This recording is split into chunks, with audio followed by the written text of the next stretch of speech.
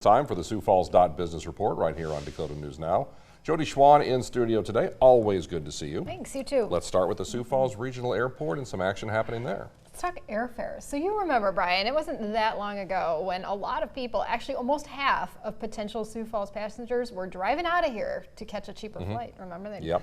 Omaha got a lot of business from Sioux Falls. Maybe not the case anymore. A new informal survey of Sioux Falls airfares found just $12 difference round trip between flying out of Sioux Falls and flying out of Omaha. It was about $50 more expensive flying from Fargo. So how'd they come up with this? Well, they looked at the top 28 destinations out of Sioux Falls, took an example trip in September, focusing on the days when it tends to be cheaper to fly. But those results are much different than back in the early 2010s when so many people did regularly fly elsewhere because there was such a fare difference. Now you might be wondering, what about Southwest? Well, even that came in close in price. So why the difference? Well, remember those low-cost carriers, the Frontiers, the Allegiants, they all serve Sioux Falls at a greater level now. They're helping keep those prices down, even on the legacy carriers. So that's why in Minneapolis, which has even more of those budget-friendly airlines, it is still almost $100 cheaper to fly round trip than it is from Sioux Falls. But hey, your time is worth something too, right? When you factor that in. Downtown Sioux Falls landscape, always changing, seemingly always something new to talk about. New cocktail lounge for downtown? Well, it wouldn't be our segment with a little dining news, a little downtown news, and we've got both here. This new venture, though, is worth a look. I think you'll agree. So this is Myrtle's